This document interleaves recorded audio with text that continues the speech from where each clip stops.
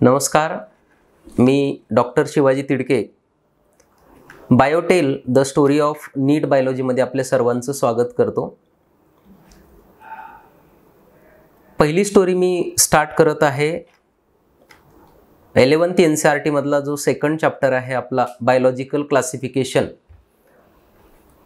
या चॅप्टरला according to textbook याला 6 टॉपिकमध्ये आपण डिवाइड करत असतो. सुरुवातीला आपण क्लासिफिकेशन सिस्टम डिस्कस करणार आहोत. त्यानंतर kingdom Monera, kingdom Protista, kingdom fungi, kingdom Animalia, kingdom Plantae यांचा थोडासा रेफरन्स या चॅप्टरमध्ये आहे.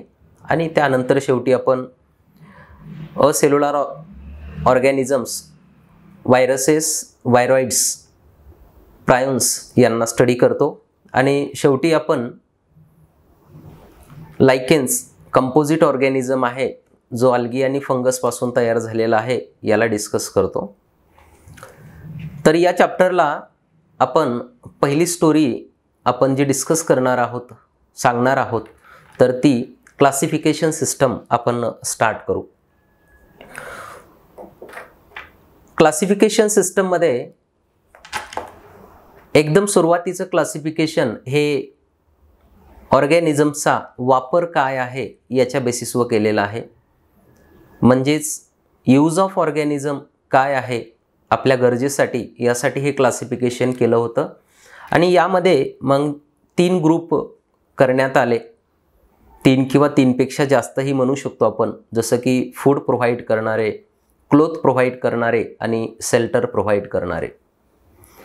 यानंतर थोडा सायंटिफिक क्रायटेरिया वापरून पहिल्यांदा क्लासिफिकेशन करण्याचा प्रयत्न केला ज्या सायंटिस्टने. त्या सायंटिस्टचं नाव आहे एरिस्टॉटल. आणि एरिस्टॉटलनं जेही प्लांट आहेत यांना 3 कॅटेगरीमध्ये क्लासिफाय केलं: ट्री, शर्ब्स आणि herbs, on the basis of morphological characters. बाहेरून त्यांना पाहिलं आणि या 3 कॅटेगरीमध्ये त्यानं प्लांटला क्लासिफाय केलं. जनरली आपण ट्री कुणाला म्हणतो? मोठी मोठी झाडं, आंब्याचं झाड, लिंबाचं झाड ज्याच्यामध्ये वूड डेव्हलप झालेलं आहे त्यांना आपण ट्रीज म्हणतो. छोटी जी झुडपं आहेत त्यांना आपण शर्ब्स म्हणतो. आणि गवतासारखे जे वनस्पती आहेत त्यांना आपण हर्ब्स म्हणतो. त्यानंतर त्यानं ॲनिमलला 2 कॅटेगरीमध्ये क्लासिफाय केलं. एक, ज्यांच्या बॉडीमध्ये रेड ब्लड आहे त्यांना नाव दिलं ई नायमा, आणि ज्यांच्या बॉडीमध्ये रेड ब्लड ॲब्सेंट आहे अशा ॲनिमल्सला नाव दिलं ए नायमा. या दोघांच्याही स्पेलिंगमध्ये ए नायमा ANAIMA आणि ई नायमा ENAIMA हे आपल्या लक्षात ठेवणं गरजेचं आहे. मग रेड ब्लड कुणाच्या बॉडीमध्ये आहे? सिंपल आपण एक्झाम्पल घेऊ शकतो ह्यूमन. आणि रेड ब्लड कुणाच्या बॉडीमध्ये नाही त्याचं एक्झाम्पल आपण क्रॅब घेऊ शकतो. यानंतर बाळांनो पुढे 2 किंगडम क्लासिफिकेशन उद्भवलं. आणि 2 किंगडम क्लासिफिकेशन हे कार्लस लिनस नावाच्या सायंटिस्टनं दिलेलं आहे. आणि त्यानं जे 2 किंगडम दिले त्यामध्ये एक होता किंगडम प्लांटी, ज्याच्यामध्ये ऑल प्लांट्स ठेवण्याचा प्रयत्न केला. आणि दुसरा किंगडम आहे किंगडम ॲनिमलिया, ज्याच्यामध्ये ऑल ॲनिमल्सला ठेवण्यात आलं. आता हे क्लासिफिकेशन करत असताना त्यानं क्रायटेरिया काय वापरला? तर क्रायटेरियामध्ये बेस्ट क्रायटेरिया आपल्याला लक्षात ठेवायचा आहे तो म्हणजे सेल वॉल. ज्यांच्याकडे सेल वॉल आहे त्या सर्वांना त्यानं किंगडम प्लांटीमध्ये ठेवलं. आणि ज्यांच्याकडे सेल वॉल नाही त्या सर्वांना त्यानं किंगडम ॲनिमलियामध्ये ठेवलं. मग सेल वॉल कुणाकडे असते? तर बॅक्टेरिया आले, ब्ल्यू ग्रीन अल्गी आली, सायनोबॅक्टेरिया आपण ज्यांना म्हणतो. यानंतर ब्रायोफाइट्स आले, टेरिडोफाइट आले, जिम्नोस्पर्म आले, एन्जिओस्पर्म आले. सिंपल सांगायचं झालं तर ज्यांच्याकडं सेल वॉल आहे ते किंगडम प्लांटीचे मेंबर आहेत, आणि ज्यांच्याकडं सेल वॉल नाही ते ॲनिमलियाचे मेंबर आहेत, हे आपल्या लक्षात येणं गरजेचं आहे. आता हे क्लासिफिकेशन करत असताना त्यानं खूप डीपवर अभ्यास केलेला नव्हता असं आपण म्हणू शकतो. कारण त्याचा ड्रॉबॅक जर आपल्याला सांगायचं म्हटलं तर त्यानं युनिसेल्युलर आणि मल्टीसेल्युलर जेही ऑर्गॅनिझम्स आहेत त्यांना एकाच किंगडममध्ये ठेवलं. प्रोकॅरियोटिक आणि यूकॅरियोटिक ऑर्गॅनिझम जे आहेत त्यांनाही त्यानं एकाच ठिकाणी ठेवण्याचा प्रयत्न केला. आणि जे फोटोसिंथेटिक आहेत आणि नॉन फोटोसिंथेटिक आहेत त्यांनाही त्यानं एकाच किंगडममध्ये ठेवण्याचा प्रयत्न केलेला आहे. हा त्याचा मेन ड्रॉबॅक आहे. आणि त्यानं जो क्रायटेरिया वापरला होता तो बऱ्याचशा ऑर्गॅनिझमला लागू पडत नव्हता. खूप सारे असे ऑर्गॅनिझम होते ज्यांना दोन्हीही किंगडममध्ये ठेवता येत नव्हतं. जसं एक्झाम्पल मला सांगायचं झालं तर युग्लेना हे आपल्याला सांगता येईल, जो प्लांट किंगडममध्येही ठेवता येत नव्हता आणि ॲनिमल किंगडममध्ये पण ठेवता येत नव्हता. 2 किंगडम क्लासिफिकेशन हे इनॲडिक्वेट पडल्यामुळं त्यानंतर 3 किंगडम क्लासिफिकेशन पुढं आलं. 3 किंगडम क्लासिफिकेशन हे दिलेलं आहे अर्नेस्ट हकेल नावाच्या सायंटिस्टनं. आणि यानं दिलेले 3 किंगडम आहेत. पहिला आहे किंगडम प्लांटी, ज्याच्यामध्ये मल्टीसेल्युलर प्लांट ठेवण्याचा प्रयत्न केला. दुसरा आहे किंगडम ॲनिमलिया, ज्याच्यामध्ये मल्टीसेल्युलर ॲनिमल्स ठेवण्याचा प्रयत्न केला.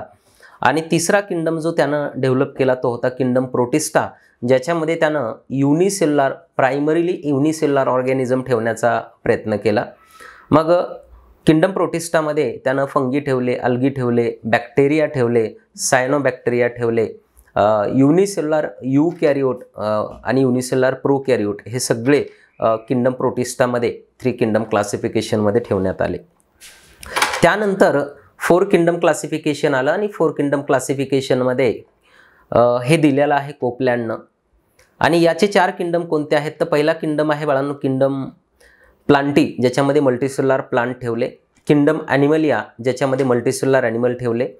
किंगडम प्रोटिस्टा, ज्याच्यामध्ये युनिसेल्युलर यूकॅरियोटिक ठेवले. आणि किंगडम मोनेरा, ज्याच्यामध्ये युनिसेल्युलर प्रोकॅरियोटिक ऑर्गॅनिझम ठेवण्याचा प्रयत्न केला. म्हणजे बॅक्टेरिया, ब्ल्यू ग्रीन अल्गी यांना सेपरेट केलं आणि किंगडम मोनेरा हा इथं नवीन आलेला किंगडम आहे. त्यानंतर 5 किंगडम क्लासिफिकेशन आलं, जे खास करून आपल्या स्टडीला आहे. आणि 5 किंगडम क्लासिफिकेशन हे कुणी दिलेलं आहे तर 5 किंगडम क्लासिफिकेशन हे R.H. विटाकर नावाच्या सायंटिस्टनं 1969 मध्ये दिलेलं आहे. 5 किंगडम क्लासिफिकेशन देत असताना याचा बेस काय वापरला तर त्यानं सेल स्ट्रक्चर स्टडी केलं.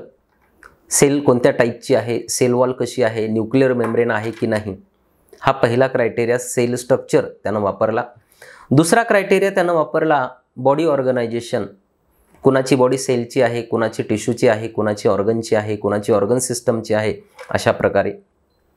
तिसरा क्रायटेरिया त्यानं वापरला मोड ऑफ न्यूट्रिशन, ॲटोट्रॉपिक आहेत का, हेटेरोट्रॉपिक आहेत का हे चेक केलं. चौथा क्रायटेरिया वापरला मोड ऑफ रिप्रोडक्शन. आणि 5वा क्रायटेरिया जो त्यानं वापरलेला आहे तर तो आहे बाळांनो फायलोजेनेटिक रिलेशनशिप, म्हणजे इव्होल्युशनरी रिलेशनशिप हा क्रायटेरिया त्यानं वापरलेला आहे. आणि या क्रायटेरियाच्या बेसिसवर त्यानं 5 किंगडम जे आहेत तर त्याचे 5 किंगडम कोणते आहेत तर जो पहिला किंगडम आहे किंगडम मोनेरा, ज्यामध्ये त्यानं युनिसेल्युलर प्रोकॅरियोटिक ऑर्गॅनिझम ठेवलेले आहेत. त्यानंतर किंगडम प्रोटिस्टा, ज्याच्यामध्ये युनिसेल्युलर यूकॅरियोटिक ऑर्गॅनिझम ठेवण्याचा प्रयत्न केलेला आहे. त्यानंतर किंगडम फंगी हा नवीन किंगडम इथं ॲड आलेला आहे, ज्याच्यामध्ये मल्टीसेल्युलर फंगसला ठेवण्यात आलेला आहे. त्यानंतर किंगडम प्लांटीमध्ये मल्टीसेल्युलर प्लांट आणि किंगडम ॲनिमलियामध्ये मल्टीसेल्युलर ॲनिमल्स यांना ॲड केलेलं आहे, हे आपल्या लक्षात येणं गरजेचं आहे. जेही युनिसेल्युलर यूकॅरियोट आहेत त्यांना किंगडम प्रोटिस्टामध्ये ठेवलं, म्हणजे युनिसेल्युलर फंगस असतील किंवा युनिसेल्युलर अल्गी असतील त्या किंगडम प्रोटिस्टाच्या मेंबर झाल्या. आणि मल्टीसेल्युलर अल्गी हे किंगडम प्लांटीमध्ये त्यांना ठेवलेलं आहे, हे आपल्याला लक्षात ठेवणं गरजेचं आहे. या टोटल 5 किंगडमपैकी एका किंगडममध्ये प्रोकॅरियोट आहेत आणि राहिलेल्या 4 किंगडममध्ये यूकॅरियोट आहेत, हे आपल्याला माहीत असावं. या टोटल 5 किंगडमपैकी 2 किंगडममध्ये युनिसेल्युलर आहेत, किंगडम प्रोटिस्टा आणि किंगडम मोनेरामध्ये. आणि बाकीच्या 3 किंगडममध्ये हे मल्टीसेल्युलर ऑर्गॅनिझम आहेत, हे आपल्या लक्षात येणं गरजेचं आहे. आता एक मोठा पॅरेग्राफ आपल्याला इथं दिलेला आहे. त्या पॅरेग्राफनुसार कुणाची पोझिशन अकॉर्डिंग टू 2 किंगडम कुठं आहे आणि अकॉर्डिंग टू 5 किंगडम कुठं आहे हे आपल्याला सांगता येईल. पहिलं एक्झाम्पल बाळांना मी सांगतो, क्लॅमिडोमोनास आणि क्लोरेला ह्या दोन्ही पण युनिसेल्युलर ग्रीन अल्गी आहेत. 2 किंगडम क्लासिफिकेशननुसार या दोघांचीही पोझिशन किंगडम प्लांटीमध्ये होती, कारण दोघांकडे सेल वॉल आहे. आणि 5 किंगडम क्लासिफिकेशननुसार या दोन्हीही अल्गीची पोझिशन ही किंगडम प्रोटिस्टामध्ये आहे, कारण या युनिसेल्युलर यूकॅरियोटिक ऑर्गॅनिझम आहेत, अल्गी आहेत असं आपण सांगू शकतो. दुसरं एक्झाम्पल आहे आपल्याकडं अमिबा आणि पॅरामेसियम. टू किंगडम क्लासिफिकेशन मध्ये यांना किंगडम ॲनिमलियामध्ये ठेवलं होतं, कारण दोघांकडेही सेल वॉल नाही. आणि 5 किंगडम क्लासिफिकेशननुसार या दोघांनाही किंगडम प्रोटिस्टामध्ये ठेवलेलं आहे, कारण दोघंही युनिसेल्युलर युकॅरियोट आहेत. त्यानंतर तिसरं एक्झाम्पल आहे आपल्याकडं क्लॅमिडोमोनास आणि स्पायरोगायरा. क्लॅमिडोमोनास ही युनिसेल्युलर ग्रीन अल्गी आहे आणि स्पायरोगायरा ही मल्टीसेल्युलर ग्रीन अल्गी आहे. According to two kingdom classification या दोन्हीही अल्गीची पोझिशन कुठं आहे तर किंगडम प्लांटीमध्ये आहे, कारण दोघांकडेही सेल वॉल आहे. आणि 5 किंगडम क्लासिफिकेशननुसार क्लॅमिडोमोनासला किंगडम प्रोटिस्टामध्ये ठेवलेला आहे, कारण ही युनिसेल्युलर युकॅरियोटिक अल्गी आहे. आणि स्पायरोगायराला किंगडम प्लांटीमध्ये ठेवलेला आहे, कारण ही मल्टीसेल्युलर अल्गी आहे. हे त्याचं रिझन आहे. अशा प्रकारे टोटल 5 किंगडम क्लासिफिकेशन आपल्याला माहीत असणं आवश्यक आहे. आता जर आपण बुकमधला चार्ट पाहिला 5 किंगडम क्लासिफिकेशनचा, तर या चार्टनुसार आपण जर पाहिलं बाळांनो, तर आपल्याला दिलेला चार्ट आहे. पहिल्यांदा 5 किंगडम आपण कन्सिडर करू. पहिला किंगडम आपण घेणार आहोत किंगडम मोनेरा, दुसरा प्रोटिस्टा, तिसरा फंगी, प्लांटी आणि ॲनिमलिया. यानुसार जर सेलचा टाईप पाहिला तर मोनेरामध्ये प्रोकॅरियोटिक सेल आहे, राहिलेल्या 4ही किंगडममध्ये युकॅरियोटिक सेल आहे. सेल वॉल जर आपण पाहिली, किंगडम मोनेरामध्ये जे मेंबर आहेत त्यांची सेल वॉल नॉन सेल्युलोजिक आहे, पॉलिसॅकराइड आणि अमायनो ॲसिडपासून तयार झाली आहे. किंगडम प्रोटिस्टामध्ये काही मेंबरकडे सेल वॉल आहे. किंगडम फंगीकडे सेल वॉल प्रेझेंट आहे, जी कायटिन आणि पॉलिसॅकराइडपासून तयार झाली आहे. किंगडम ॲनिमलियाची सेल्युलोजिक सेल वॉल आहे आणि किंगडम प्लांटीची सेल्युलोजिक सेल वॉल आहे आणि किंगडम ॲनिमलियामध्ये सेल वॉल अब्सेंट आहे. हे आपल्या लक्षात आलं पाहिजे. न्यूक्लिअर मेम्ब्रेन जर आपण पाहिलं तर किंगडम मोनेरामध्ये जे मेंबर आहेत त्यांच्याकडे न्यूक्लिअर मेम्ब्रेन अब्सेंट आहे. बाकी सगळ्या किंगडमच्या मेंबरकडे सेलकडे न्यूक्लिअर मेम्ब्रेन प्रेझेंट आहे. बॉडी ऑर्गनायझेशन जर आपण पाहिलं तर किंगडम मोनेरा आणि किंगडम प्रोटिस्टामध्ये सेल्युलर बॉडी ऑर्गनायझेशन आहे. किंगडम फंगीमध्ये मल्टीसेल्युलर किंवा लूज टिश्यू आहे. किंगडम प्लांटीमध्ये टिश्यू आणि ऑर्गन आहेत आणि किंगडम ॲनिमलियामध्ये टिश्यू, ऑर्गन आणि ऑर्गन सिस्टम आहे. हे आपल्या लक्षात येणं गरजेचं आहे. त्यानंतर मोड ऑफ न्यूट्रिशन जर आपण पाहिलं तर मोनेरामध्ये ॲटोट्रॉपिक आहे. ॲटोट्रॉपिकमध्ये फोटोसिंथेटिक आणि किमोसिंथेटिक आहे आणि हेटेरोट्रॉपिकमध्ये सॅफ्रोफायटिक आणि पॅरासिटिक. हे आपल्या लक्षात येणं गरजेचं आहे. याचा अर्थ आपल्या सर्वांना माहीत असतं. प्रोटिस्टामध्ये ॲटोट्रॉपिक आहे, ॲटोट्रॉपिकमध्ये फोटोसिंथेटिक आहे, हेटेरोट्रॉपिक मोड ऑफ न्यूट्रिशन आहे. किंगडम फंगी या हेटेरोट्रॉपिक आहेत आणि त्यांचं मोड ऑफ न्यूट्रिशन सॅप्रोफायटिक आणि पॅरासिटिक आहे. त्याचबरोबर प्लांटीचं मोड ऑफ न्यूट्रिशन ॲटोट्रॉपिक असतात प्लांटी आणि फोटो ॲटोट्रॉपिक आहेत. हे आपल्या सर्वांना माहीत असावं. ॲनिमलियामध्ये हेटेरोट्रॉपिक आहे आणि होलोझॉइक मोड ऑफ न्यूट्रिशन आहे, ज्याच्यामध्ये वेगवेगळ्या प्रोसेस इन्व्हॉल्व होतात, जसं की इंजेक्शन आहे, इंटेक ऑफ फूड, त्यानंतर डायजेशन आहे, त्यानंतर ॲब्सॉर्प्शन आहे, त्यानंतर असिम्युलेशन आहे आणि डेफिकेशन. अशा 5 स्टेप इन्व्हॉल्व होतात. आणि काही ॲनिमल्स हे सॅप्रोफायटिक पण आहेत, जे डेड आणि डिकेइंग मॅटरवर ग्रो करतात. फोटोसिंथेटिक म्हणजे सनलाईटच्या प्रेझेन्समध्ये फूड तयार करणारी ऑर्गॅनिझम. किमोसिंथेटिक म्हणजे केमिकल रिॲक्शनच्या माध्यमातून तयार होणारी एनर्जी वापरून स्वतःचं फूड स्वतः तयार करणारी ऑर्गॅनिझम. सॅफ्रोफायटिक म्हणजे डेड अँड डिकेइंग मॅटरवर ग्रो करणारे ऑर्गॅनिझम. आणि पॅरासिटिक ऑर्गॅनिझम म्हणजे जे दुसऱ्याच्या बॉडीवर ग्रो करतात त्यांना आपण पॅरासिटिक ऑर्गॅनिझम म्हणतो. यानंतर अशा प्रकारे 5 किंगडम क्लासिफिकेशन जे आपल्या सिलेबससाठी अत्यंत महत्त्वाचं आहे हे आपण इथं कंप्लीट करतो. त्यानंतर बाळांनो पुढे 6 किंगडम क्लासिफिकेशन येतं, त्यालाच आपण 3 डोमेन सिस्टम म्हणतो. 6 किंगडम क्लासिफिकेशन हे कार्ल हुज नावाच्या सायंटिस्टनं 1977 मध्ये हे दिलेलं आहे.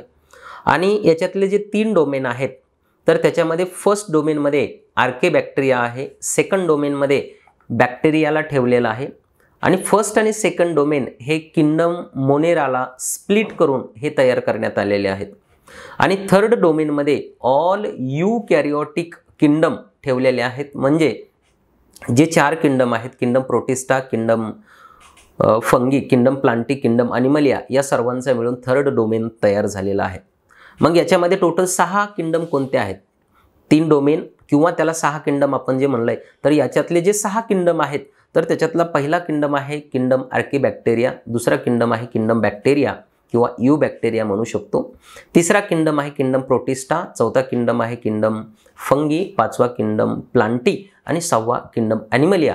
अशा प्रकारे हे टोटल क्लासिफिकेशन आपण इथं कंप्लीट केलेलं आहे. 2 किंगडम, 3 किंगडम, 4 किंगडम, 5 किंगडम आणि 6 किंगडम. थँक्यू. बायोटेल यूट्यूब चॅनलला सबस्क्राईब करा आणि स्टोरी आवडल्यास लाईक, शेअर, सबस्क्राईब आणि कमेंट करा. थँक्यू.